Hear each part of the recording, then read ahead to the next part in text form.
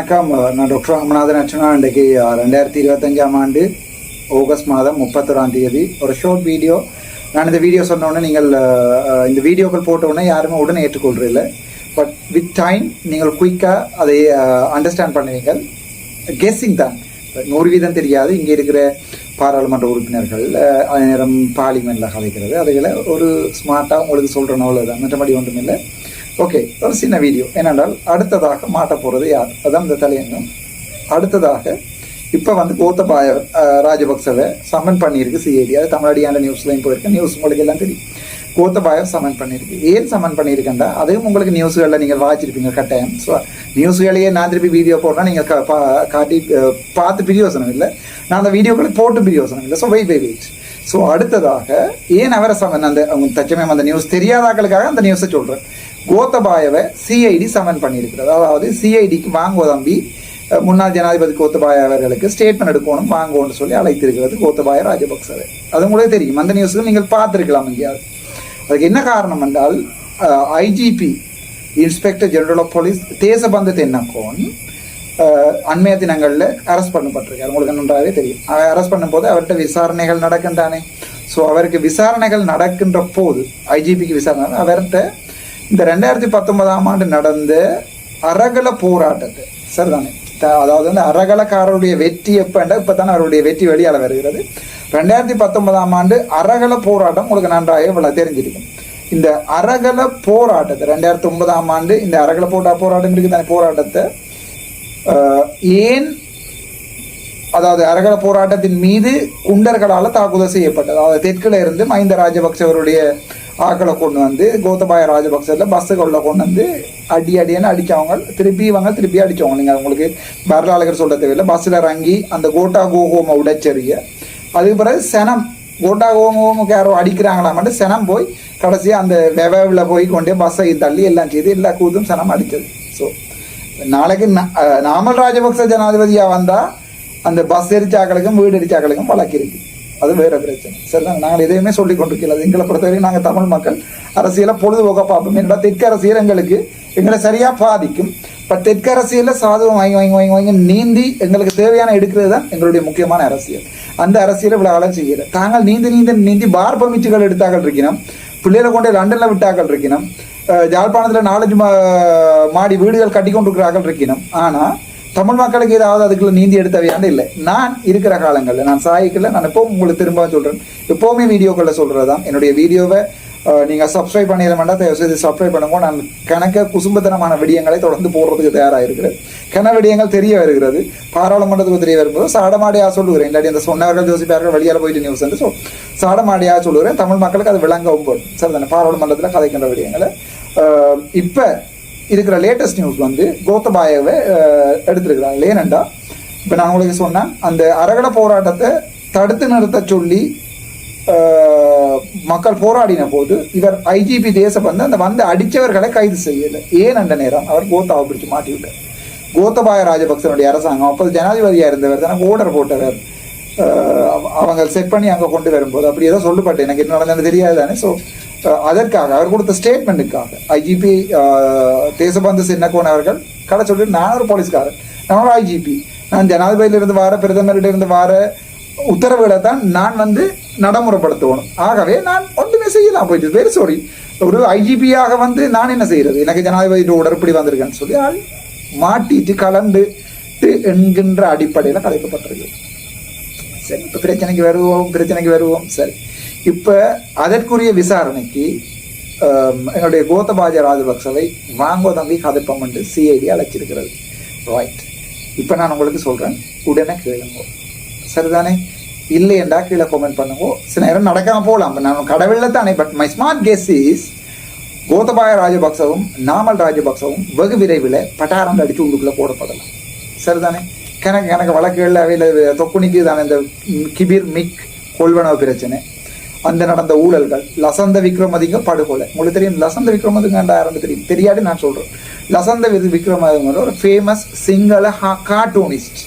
அவர் கோத்தபாய ராஜபக்ச மிக் விமானங்களை கொள்வனவு செய்கின்ற போது, மற்றது அவன்கார்டு என்று சொல்லப்படுகின்ற ஒரு மிதக்கும் ஆயுத கப்பல்களை தெற்கில் தெற்கில் இருக்கிற துறைமுகங்கள்ல இருந்து தாண்டி வைத்திருக்கின்ற போது, சர்வதேச கப்பல்களுக்கு ஆயுதங்கள் வழங்கி இந்த கூத்துரெல்லாம் அடிச்சுக்கின்ற போது, அந்த ஆயுத கப்பல்களை எப்படி வச்சிருந்தார், எப்படி இந்த மிக் விமானங்களை கொள்வன செய்களை ஊழல் செய்தார் என்பது டாக்குமெண்ட்ஸோட ஆதாரங்களால சண்டே லீடர் பத்திரிகையில எழுதிட்டார் லசந்த விக்ரமதுங்க. லசந்த விக்ரமதுங்க இழுத்துட்டு போய் கடத்து செய்யப்பட்டு அவர் கொலை செய்யப்பட்டது. சண்டே லீடர் பத்திரிகை ஒரு பிரபலமான கார்ட்டூனிஸ்ட். ஸோ அந்த கொலை வழக்கு நிற்கிறது. தஜுதீன் உங்களுக்கு தெரியும், ஒரு பிரபல ரக்பி வீரர், அவர் கொலை செய்யப்பட்டவர். அதுக்குரிய நியாயம் இன்னும் இந்த நாட்டில் வரையில. ஸோ அந்த பிரச்சனைகள் வழக்குகள் நிற்கிறது, தோண்டப்பட்டு அனுர அரசாங்கம் இப்ப அனுர அரசாங்கத்தின் எல்லாமே என்னண்டா கடன் இது செய்யலேண்டா பிசாகுது. ஏன்னா ஒரு வருடம் ஒன்றும் செய்யலேண்டு பொதுமக்கள் இவர்கள் பச்சை என்று இப்ப நான் உட்பட எல்லாருமே இவர்கள் பச்சை பச்சை பச்சை பச்சைண்டா பொய்க்காரங்கள்னு சொல்லி நான் உட்பட சகல பேரும் 30 பாராளுமன்றத்துல இவர்களை காத்திறக்குறேன்னு சொல்லுவாங்க. தமிழ விடுதலை புலி என்ற காலத்துல இருந்தேன்னா உங்களுக்கு தெரியும், நடேசன் காத்திறக்கிட்டார், புலித்தேவனுக்கு காத்திறக்குறா பொசிஷன் இல்லாம போறது. அது மாதிரி இவர்களுக்கு வந்து இப்ப அன்றகுமார் சனாயக்க அவசரமா மானசத்தை வச்சுமாக வேணும். ரெண்டாவது, அந்த சர்வதேச அழுத்தங்களுக்கு இல்ல, முன்னாள் ஜனாதிபதிகள் ஊழலுக்கு எல்லாம் தாங்கள் ஆக்ஷன் எடுக்கிறேன்னு காட்டவும் வெகு விரைவில் எங்களுடைய கோத்தபாய ராஜபக்சவில் கை வைக்க போறாங்க. ஸோ அந்த இன்னொரு வீடியோ ஒன்று போட்டுருப்பேன், அந்த வீடியோ பாருங்க. கை வைக்காம இருக்கிறதுக்காக ட்ரையோ ஒரு வீடியோ ஒன்று போட்டுருப்பேன் பாருங்க. மஹிந்த ராஜபக்சனுடைய ஃபேமிலி, கோத்தபாய ராஜபக்ச, நாமல் எல்லாருமா சேர்ந்த ஒரு ஃபேமிலி, மஹிந்த ராஜபக்ச குடும்பம், பண்டாரநாயக்க குடும்பம், ரணில் விக்ரமசிங்க குடும்பம். அதுக்குள்ளதான் ரணில் விக்ரமசிங்க குடும்பத்துக்குள்ளதான் எங்களுடைய சஜித் பிரேமதாசவும் அடங்குவார், முன்னாள் யூஎன்பியினுடைய செயலாளர் நினைக்கிறேன். ஸோ இவர் இந்த ட்ரையோ இப்போது உண்டாக சேருகிறது. இப்போ உண்டா சேர்ந்து இலங்கையை குழப்ப வலிக்கிறது. இப்ப தான் நான் மிக தெளிவாகவும் அவதானமாகவும் உன்னிப்பாக இருக்கணும். கோத்தபாயா எப்ப அரெஸ்ட் பண்ணப்படுகிறார் என்பதுதான் சிக்கல். எப்படியும் அடுத்த கிழமை இல்லையே, அடுத்த கிழமை யாழ்ப்பாணத்துல ஜனாதிபதி இருக்க போறார். இவர் வரப்படுகின்ற போது இவர் இன்கொயரி செய்யப்பட்டு இவர் அரெஸ்ட் பண்ணப்படலாம். அரெஸ்ட் பண்ண போட்டா தெற்கு கொஞ்சம் ஆடு. அடுத்தது மஹிந்த ராஜபக்சவை பிடிச்சு இவர்கள் அரெஸ்ட் பண்ணி போடலாம். ஆனால் போட போறது இல்லை. ஏனென்றால் அவருடைய உடல் நிலைமை காரணமாக அவரும் வைத்தியசாலைக்கு போய் நீதிமன்றங்களுக்கு போய் உள்ளுக்க போகின்ற போது மறுபடியும் என்ன செய்யலாம், உடல்நிலையை காட்டி வெளியால வரலாம். கோத்தபாய ராஜபக்ச மட்டும்தான் இப்போ ஒரே ஒரு வழி பிடிச்சு உள்ள போடுறது. அடுத்தது நாமல் ராஜபக்ச, அதுக்கு அடுத்தது எங்களுடைய முன்னாள் நிதியமைச்சர் இவர் வந்து கபுடு காக்கான்னு சொல்லுவார்கள், சமல் ராஜபக்ச இல்லை, மற்றவர் உங்களுக்கு தெரியும், அந்த கபுடு காக்கான்னு சொல்லுவார்கள், பேர் ஞாபகம் வருது இல்லை. ஸோ இந்த லைன் இப்போது போகிறது. இதை கடகடன்னு செய்யலேண்டா நாங்கள் சர்வதேச அழுத்தங்கள்ல இருந்து இவருக்கு பதிவு சொல்லலாம் போயிடும். என்னடா இன்றைய தினம் நேற்றைய தினங்கள்ல கூட இலங்கையினுடைய ஐநா பிரதிநிதி, ஐநாவினுடைய இலங்கை பிரதிநிதி தெளிவாக சொல்லியிருக்கிறார், தமிழ் மக்கள் தங்களுடைய காணாமல் போனவர்களை இன்று தேடிக்கொண்டிருக்கிறார்கள். ஆகவே இப்போது இருக்கிற அரசாங்கமும் மழுப்ப பார்க்க போகுதோ என்ற ஒரு கதை ஒன்று விட்டுருக்கார், ஒரு சின்ன விரட்டல் ஒன்று விட்டுருக்கார். ஐநாவில் இருந்து அங்கால இருந்து கொஞ்சம் ஒரு சின்ன ஒரு ஸ்ட்ரெஸ் ஒன்று கொடுத்துருக்கிறார். ஆகவே அப்படி கொடுத்தா தானே எங்களுடைய என்பிபி அரசாங்கம் ஏதாவது ஒன்று செய்யும். ஸோ கோத்தாவை கூப்பிடுகிறார்கள். என்னது கண்டு கேட்டீங்கன்னு சொன்னா, வாங்கோ கதைப்ப மாட்டேன், இது கதைப்பதை கண்டு கூப்பிடுறது இல்லை அரசு தான், அதில் எந்த சந்தேகமும் இல்லை. ஆனால் அவருக்கு பெயில் கிடைக்குமான்னு கேட்டால் என்ன பொறுத்த வரைக்கும் this time they will be very careful. அவர்கள் வந்து மிகவும் தெளிவாக இருப்பார்கள். பெயில் கிடைக்காத மாதிரி அந்த வழக்குகளை போலீசார் கொண்டு போடுறது. உங்களுக்கு தெரியும், பெயிலபிள் ஒஃபென்சஸ் இருக்குது, அன்பெயிலபிள் ஒஃபென்சஸ் இருக்குது. What is bailable offence, what is unbailable offence? இப்போ ஒரு ஆளே கொலை செஞ்சுட்டாருண்டா எனக்கு அவ்வளவுக்கு சட்டம் தெரியாது, இது கைதவறி நடந்த கொலை என்று அன்பெயிலபிள் என்று போடக்கூடிய மாதிரியான வேலைகள் போலீசார் செய்யும். போலீசாருக்கு நீங்க காசு கொடுக்கிறா, இவர் வேணுமென்று வட்டி கொலை செஞ்சவர், இவரை விசாரிக்க வேணுமென்று, இவரை வெளியால விட்டா பிரச்சனை என்று சொல்லி போலீஸ் அப்பீல் பண்ணும் நீதிமன்றத்துக்கு. ஸோ நீதிபதி வந்து போலீசாரை கேட்பார். ஆகவே அதை சொல்றது பெயிலபிள் ஒஃபென்சஸ், அன்பெயிலபிள் ஒஃபென்சஸ் எந்தெந்த செக்ஷன்ல போடுறாண்டு எல்லாம் காய்ச்சிருப்பார்கள். சில செக்ஷன்ஸுக்கு வந்து கோர்ட் ஆஃப் அப்பீல்ல வந்து பெயில் எடுக்க வேண்டியதான் வரும். சில செக்ஷன்ஸுக்கு வந்து சுப்ரீம் கோர்ட்டுக்கு தான் பெயில் எடுக்க வேண்டி வரும். உதாரணத்துக்கு மஜிஸ்ட்ரேட் கோர்ட்ல உள்ள மாவட்ட நீதிமன்றங்களில் போட்டால் அதை வந்து மேல் நீதிமன்றங்களில் போய்த்தான், ஹைகோர்ட்டில் போய்த்தான் அதுக்கு பெயில் எடுக்க வேண்டி வரும். எனக்கு அவ்வளவு சட்டம் தெரியாது, கௌசல்யா கொஞ்சம் கொஞ்சம் பொறுக்கினது தான், அவ்வளவு சட்ட தெரிஞ்சு அவ்வளவு பொறுக்கினது தான். ஸோ இந்த நிலைமையில இப்போது எங்களுடைய இந்த தடவை முதலாவது ட்ரையல் ஒன்று பிசாயிட்டு, ஸோ இந்த தடவை பிசாயினும். ஸோ இந்த 3 பேர்ட்ட படம் போட்டு நான் கட்டிப்பேன். இதை யார் போகிறார்கள் நீங்கள் கெஸ் பண்றீங்க. அதில் I am likely thinking Gotabaya Rajapaksa உள்ளுக்குள்ள போடலாம். அது பிசாயிச்சா ஆண்ட்ராக்கு பிசாய், இவர் சும்மா போடுறாரு சனம் குழம்பும், அது உள்ளுக்குள்ள போனா. ஆகவே அந்த தீர்ப்பு கடும் மோசமாக இருப்பது அந்த தீர்ப்பு. ஆனால் அதற்காக அதை தடுக்கிறதுக்காக எதிர்கட்சிகள் எல்லாம் ஒண்டா 6ஆம் தேதி அன்றகுமார் சாநாயக இன்றைக்கு இன்றைக்கு 31ஆம் தேதி, ஒரு 5 நாள் தான் இருக்கிறது. 6ஆம் தேதி எதிர்கட்சிகள் எல்லாம் அதில் முன்னாள் ஜனாதிபதியில இருக்கிற மைத்ரிபால சிறிசேன அழைப்பு போயிருக்கிறது. கோத்தபாய ராஜபக்ச, மஹிந்த ராஜபக்ச, மற்றது இவர் யாரு இப்போ உயிரோடு இருக்கார்கள், கோத்தா, மஹிந்த, மைத்ரிபால, ரணில், மற்றது சந்திரிகா பண்டாரநாயக்க, குமாரகுமார், 5 பேரையும் போடக்கூடிய சாத்தியக்கூடலும் இருக்கு. இவர்களை போடுகின்ற போது வடக்குல நல்லொரு லாபம் வரும். ஆனா தெற்கு கிளியும் இவர்கள் தெரியும். இவர்களுக்கு இப்போதைக்கு தெற்கு கிழிஞ்சு கொண்டு தான் போகுது என்று இவர்கள் அரசியலை சொல்லுகிறேன். தெற்கில இவர்களுடைய இதுகள் குறைஞ்சு கொண்டு போகுது விளங்கின உடனே வடக்கையாவது பிடிப்போம் என்பதற்காக வடக்கில் கல்லு நாட்டுகிறார்கள், எல்லாம் செய்கிறார். நல்ல விஷயம். எங்களை பொறுத்த வரைக்கும் நாங்கள் ஒரு ஒப்பர்ச்சுனிஸ்டிக் பொலிட்டீஷியனாக தமிழ் மக்கள் சார்பாக இருக்குவோம். இந்த பெரிய பெரிய அரசியல் ஆய்வாளர்லாம் இருக்கிறீங்க, அருஸ் புருஸ் கருஸ் எல்லாம் வீடியோ போடுறீங்க, இதில் அலசி போடுங்க. we are very much we must be we are very much we always are very much opportunistic. That's not a problem. We must always concern on things towards being very much opportunistic in this kind of circumstances. அதாவது வந்து இந்த மாதிரியான circumstances அப்படி மே வகை அவஸ்தாவில் அப்படி தண்டோனே நாங்கள் நினைக்கிறோம் கட்டாயம் இதில் எங்களுக்கு ரணில பிடிச்சு போட்டாலும் லாபம் தான், சந்திரிகா பிடிச்சு போட்டாலும் லாபம் தான், செம்மணி படுகோவிலே திருப்பி சந்திகா போட்டாலும் லாபம் தான். ஸோ போடேக்கில் தெற்கு கிளியும் மட்டும் இவர்களுக்கு தெரியும். இவர்கள் பிடிச்சு போடுற மாதிரி நாடகமாடுகிறார்களா என்ன என்பதை அது இனி வரும் காலங்களில் தான் உண்மையாகவே தீர்மானிக்கலாம். ஸோ வெகு விரைவில் இன்னொரு 2 கிழமைக்குள்ள முக்கியமாக 8ஆம் தேதி செப்டம்பர் மாதம் ஐநாவினுடைய அடுத்த இது ஸ்டார்ட் பண்ணுகிறது. உங்களுக்கு வடிவாகவே தெரியும், ஐநாவினுடைய அடுத்த அமர்வுகள் ஸ்டார்ட் பண்ணுகிறது. ஸோ அடுத்த அமர்வுகளுக்கு முன்னர் சரிதானே, ஐநாவினுடைய அடுத்த அமர்வுகளுக்கு முன்னர் எங்களுடைய அரசாங்கத்தை பொறுத்த வரைக்கும் நாங்கள் அதை செய்கிறோம் இது செய்கிறோம் என்று சர்வதேசத்துக்கு காட்ட வேண்டிய தேவையில்லை. ஊழல் என்ற பேர்ல இருக்கின்ற எங்களோட முன்னாள் ஜனாதிபதிகளை பிடிச்சு போடுறோம். ஆனா இவங்களுக்கு அப்ப விளங்கிட்டு தெளிவா சஜித் பிரேமதாச உட்பட சகலருக்கும் இப்போது விளங்கிட்டு பிடிச்சு போட போறாங்க. சம்திங் ரோங்ன்றது தெளிவாக விளங்கிட்டு. ஸோ இப்ப இவங்க என்ன செய்ய போறாங்கன்னா ஒன்றா சேர போறாங்க. ஜூன் மாதம் 6ஆம் தேதி ஒரு ஐக்கிய மக்கள் சக்தியினுடைய UNP, யுனைடெட் நேஷனல் பார்ட்டி, ஐக்கிய மக்கள் சக்தி, ஓகே, UNP-யினுடைய அடுத்த மாநாடு கூட்டப்படுகிறது. அதுக்கு சகல ஜனாதிபதிமாருக்கும் அழைப்பு விடுக்கப்பட்டிருக்கிறது.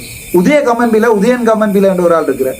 அவரை அன்றைக்கு ஜனாதிபதியை தெளிவாக சொல்லியிருப்பார், நாட்டில் பெரிய ஒரு பிரச்சனையை அவன் கொண்டு வரான், தேவையில்லாம காய்ச்சி கொண்டுக்கான், இவன் அரசியல் செய்யல கெட்ட வேலை செய்யறான், அவர் உதய கம்மன்பிலாவை பிடிச்சு போட போறோன்னு ஜனாதிபதி நேர சொல்லியிருப்பார். உதய கம்மன்பிலா ஓவரா ஆடுறார், அரசாங்கத்தை குழப்புறார், அரசாங்கத்தை கீழே விழுத்துறதுக்குரிய வேலையில செய்து கொண்டு வேண்டு உதய கம்மன்பிலா பறந்தார் சிங்கம் வெளிநாட்டுக்கு. இங்கே இல்லை என்று எதிர்பார்க்கப்படுகிறது. தலைமறைவு என்று சொல்லப்படுகிறது. வெளிநாட்டுக்கு போயிட்டாருன்னு சொல்லப்படுகிறது. வெளிநாட்டுக்கு போயிட்டாருன்னு சொல்லப்பட்டது உண்மையோ பொய்யோ தெரியாது. ஆனா ராஜித சேனாபத்தை மாதிரி 1 மாதத்துக்கு பிறகு மறுபடியும் வந்து சரண்டர் ஆகுவார்ன்றது என்னோட நம்பிக்கை. ஆனா செவ்வந்தி எங்கேன்றதான் எனக்கு பெரிய டவுட். செவ்வந்தி எப்படியோ செவ்வந்தி பூவே அது ஓடிட்டு. உதயன் கம்மன்பில, இந்த உதய கம்மன்பில இந்த பாட்டாளி சம்பிக்கை இப்பதான் அரசியல் இவங்களோட பேரே எனக்கு தெரியாது. எனக்கு அன்றைக்கு ஒரு பெரிய ஒரு பொலிட்டீஷியன் ரணிலுடைய வலது கை வந்து அன்றைக்கு எனக்கு சொல்லி போட்டு போறாரு, ஒரு அமைச்சர். டாக்டர் உங்களுக்கு நான் ஒரு தமிழ் டாக்குமெண்ட் ஒன்று இருக்கு பாருங்க சொல்லி மீட்டிங்ல இதே நபர்கிட்ட 2024ஆம் ஆண்டு மே மாதம் 19ஆம் தேதி கோர்ஸ் முடிச்சு மினிஸ்ட்ரிக்கு வந்து நாங்கள் 22, 23, 24ஆம் தேதி இந்த நபருடைய வீட்டுக்கு நாங்கள் 3 பேர் போறோம். ஏன் தெரியுமே, எங்களுடைய அப்பாயின்மெண்ட்ல இப்ப என்ன தேடி கனவே பொலிட்டீஷியன்ஸ் தேடி கனவே வருவாங்க, எங்களுக்கு அப்பாயின்மெண்ட்ல நியாயம் நடக்கலண்டு. எங்களுடைய டாக்டர்ஸ் அப்பாயின்மெண்ட்ல நியாயம் நடக்கிற இவர்கள் வேணுமென்று நெறித்தனமான வேலையை செய்யறார்கள், தட்டி கேளுங்கன்னு சொல்லி இந்த அமைச்சர்கிட்ட வீட்டை போய் தட்டுறோம். அதே அமைச்சர் இப்ப வந்து என்னுடைய இந்த தோல்ல தட்டிட்டு சொல்ற, டாக்டர் உங்களுக்கு ஒரு டாக்குமெண்ட் ஒன்று அனுப்பி இருக்கிறேன், தயவு செய்து அதை பாருங்க என்று. நான் போய் அவற்றை வாசல்ல வீட்டை நின்று எங்களுக்கு நியாயம் கிடைக்கணும். 2024 தான் கடவுள் என்றது. 2024ஆம் ஆண்டு எங்களுடைய தமிழ் சிங்கள முஸ்லீம் ஒரு ஆள் போனா தான் நல்லா இருக்கும், ஸோ இன பிரச்சனை இல்லாம இருக்கலாம்னு அந்த நேரம் இருந்த PG மஹிபால எங்களுக்கு சரியான அப்பாயின்மெண்ட் தெரியல. ஸோ நாங்க போறோம். அவருடைய வீடு வந்து கொழும்பு யூனிவர்சிட்டிக்கு பின்னால வஜிர அபயவர்த்தனை நினைக்கிறேன். அவருடைய பழைய வஜிர அபயவர்த்தனை ஒரு பெரிய மினிஸ்டர் ஒரு ஆள். அன்றைக்கு சஜித் பிரேமதாஸ் அவர்களுடைய மீட்டிங்ல அவர் வந்து என்ன தட்டிட்டு சொல்ற, டாக்டர் நான் உங்களுக்கு வாட்ஸ்அப்ல அனுப்பியிருக்கேன் ஜனாதிபதியினுடைய அதிகாரங்கள் என்ன என்று சொல்ற ஒரு தமிழ் டாக்குமெண்ட். இந்த போன்ல எடுத்து பார்த்தா காலையில் பார்த்தா என்னுடைய பழைய நம்பர், அது இப்போ இயங்காது, 077-224-9924 அந்த நம்பர் இயங்காது. நான் திருப்பி அதை எடுப்பேன். அதில் 6000 ரூபாய் பே பண்ண கிடக்கு, நான் பே பண்ணி எடுக்கலாமே இருக்கு, டைம் இருக்கு. இல்லை 6000 ரூபாய் இல்லை பிரச்சனை, எடுக்கலாமே இருக்கு. ஸோ அந்த நம்பருக்கு இவர் அந்த டாக்குமெண்ட்டை அனுப்பி இருக்கிறார். ஸோ நான் சொன்னேன் திருப்பி புது நம்பரை கொடுத்து உங்கள் நம்பரை சேவ் பண்ணிட்டு இந்த நம்பருக்கு அனுப்புங்க. எடுத்து பார்த்தா ஜனாதிபதிக்குரிய அதிகாரங்கள் என்ன, ஜனாதிபதி அதிகாரங்களில் வெளிநாடு போகலாமா இல்லை, இதை பற்றி கொஞ்சம் சரைய கதை. அதை விட இன்னொரு ஒரு ஃபேமஸான பழைய எம்பி ஒரு ஆள் வந்து எனக்கு ஒரு டாக்குமெண்ட் வந்துட்டு போகிறேன், டாக்டர் இது ஒரு தமிழில் ஷேர் பண்ணி இது ஒரு சம்மந்தமாக ஒரு வீடியோ போடுங்க, கதைங்க தமிழ் மக்கள் விளங்கட்டும் வந்து பார்த்தா 100% தமிழ் மக்களுக்கு எதிரானதாக இருக்குது. நான் ஒரு நல்ல அரசியல்வாதி, எஸ் நான் அதை வேண்டி வச்சுட்டு நான் அதை போடுறேன். ஐ டோன்ட் கேர், நான் மக்களுக்கு துரோகம் செய்ய மாட்டேன். ஸோ நான் எங்கே போய் ஒரு மீட்டிங்கில் இருந்தாலும் எங்கே போய் நடந்தாலும் நான் சுத்தமானவனாக இருப்பேன். ஈவன் நான் போய் இருக்கிற இடத்துல இருக்கிறவன் கூட அர்ச்சுனா டீல் அடிக்கிறதுக்கும் காசுக்கும் வந்திருக்கான்னு சொல்லாத மாதிரி தான் என்னுடைய வரலாறுகள் இருக்கு. எத்தனையோ சிங்கள எம்பினர், எத்தனையோ முன்னாள் ஜனாதிபதி வேட்பாளர்கள், எத்தனையோ பேருக்கு வைக்கணும் டாக்டர் வாங்க கதைப்பம் உங்களோட சேர்ந்து எங்க ஆசைன்னு நான் செய்யங்கல. இது நான் கற்ற அரசியல். நான் ஒரு ஆள் சொல்லுவார், ஒரு ஆள் நீங்க நான் தான் வீடியோ போட்டுக்கேன், நான் போடுறது ஐயா வீடியோ, நான் தான் ஜெயிலில் போயிருந்தேன், நான் ஜெயிலில். ஸோ நான் இது என்னுடையது. ஒரு லீடர் நான் கதைக்க கூடாது. எனக்கு லீடர்ஷிப்பும் தெரியும், எல்லா ஆணியம் தெரியும், குத்தி முறிய வேண்டாம். இது என்னுடைய வேலி, நான் கட்டின அரசியல். இது ராமநாதன் அர்ச்சுனாவின் அரசியல். கௌசல்யா நரேந்திரனாக இருக்கட்டும், மயூரனாக இருக்கட்டும், பிரகாசன்னாவா இருக்கட்டும், சகலரும் ஏற்றுக்கொள்றபடியும் நான் அனுபவித்த வலிகளால் பிறந்த தமிழனுடைய ஒரு வேட்கை.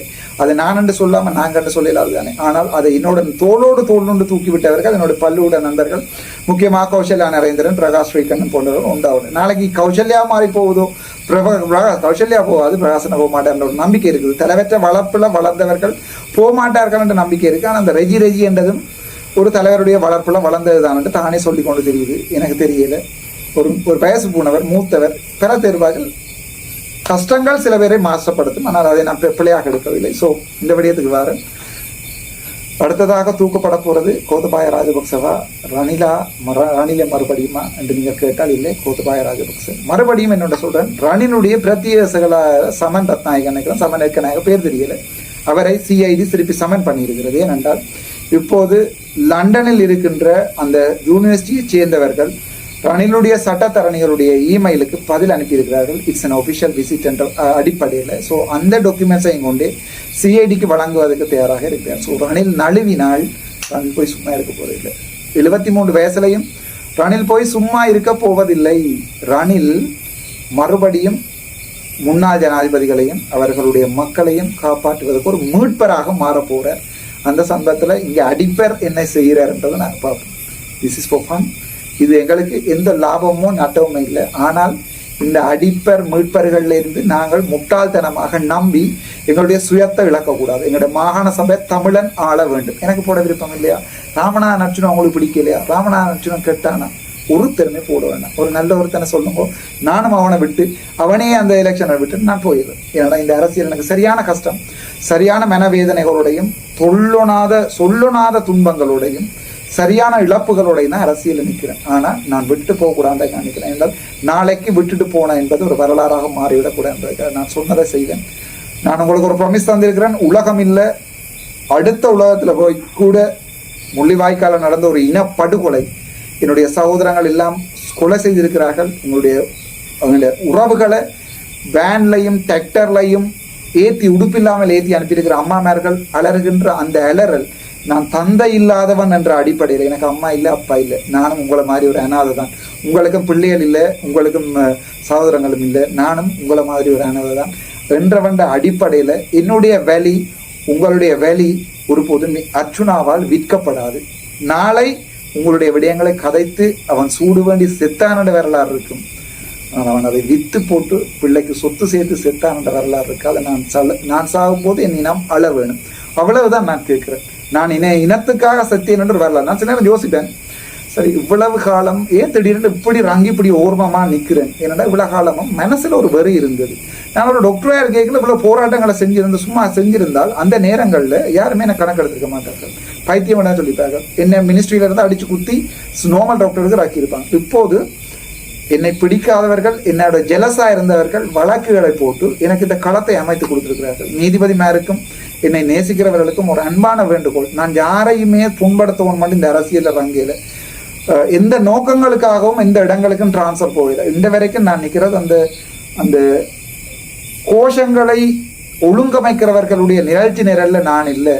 யார் ஏமாற்றப்படுகின்ற அந்த சமூகமோ, இவருக்கு அம்மா இல்லை அப்பா இல்லை வைப்பு இல்லை என் அம்மா அப்பாவை நான் திருப்பி பார்க்க மாட்டேன், நான் அம்மாவையும் அப்பாவையும் டிராக்டர்ல ஏற்றி அனுப்பினேன் என்று சொல்லி அம்மம்மா சொல்றாவே எங்க கொண்டே புதைச்சாங்கன்னு கேட்குற அந்த பிள்ளைகளின் மனசுல இருக்கிற கவலையில நான் வாழ்றேன். ஆகவே இன்றைக்கு ஒரு அக்கா ஒரு கோல் எடுத்தா, நான் பேச சொல்லல யூகேல இருந்து, தம்பி லண்டனுக்கு போனேன், இப்போ இந்த மீட்டிங்ல இருந்து வெளியால வந்து இந்த வீடியோக்கு போடுறதுக்கு காரணமே முக்கியமான காரணம் என்னடா அவள் அக்கா கதைச்சதை நான் அப்படியோ சொல்லுவோம் வந்து, ஐயோ அப்போ ராசா நான் அதை ரெக்கார்டிங் போடுறது சரியில்லை, நான் ரெக்கார்ட் ஆகாம இல்லை, வாட்ஸ்அப் தானே இது ரெக்கார்ட் ஆகுது, என் தம்பி அவ்வளவு சந்தோஷமாடா இருக்கிறாய், நீ ஏழை கலந்த உயிர்ல கலந்து இருக்கிறாய் என்று சொன்னான். லண்டன்ல இருந்து அவன் கதைக்க வேண்டிய தேவையில்லை, நான் சரியாக்கா சொல்லுங்க மீட்டிங்ல நிக்கிறேன்னு சொல்லுங்க. இல்லை இப்ப நான் அவரோட மரக்கறி வேண்ட போனான், அங்க அந்த ஒரு வேலை செய்ய ஒரு குருநாகர் அண்ணா அவரால் அர்ச்சுனா டாக்டர் எல்லாத்தையும் வளர்ந்துட்டு வந்து இப்ப நிக்கிறாரு. அந்த ஒரு வசனங்களுக்கு தான் போராடி கொண்டிருக்கேன். நான் இந்த வாழ்க்கையில அனுபவிக்க வேண்டிய எல்லாமே அனுபவிச்சவன். நான் சின்ன வயசுலயே நான் எல்லாத்தையும் கஷ்டங்கள்ல இருந்து புட்டும் மிளகாய் பொரியல்ல இருந்து சாப்பிட்டதுல இருந்து தேங்காய் சிரட்டைக்குள்ள கஞ்சி குடிச்சதுல இருந்து சகலம். கஞ்சி என்னுடைய டேஸ்ட், உண்மையான டேஸ்ட் இந்த இதயத்துக்கு தெரியும்.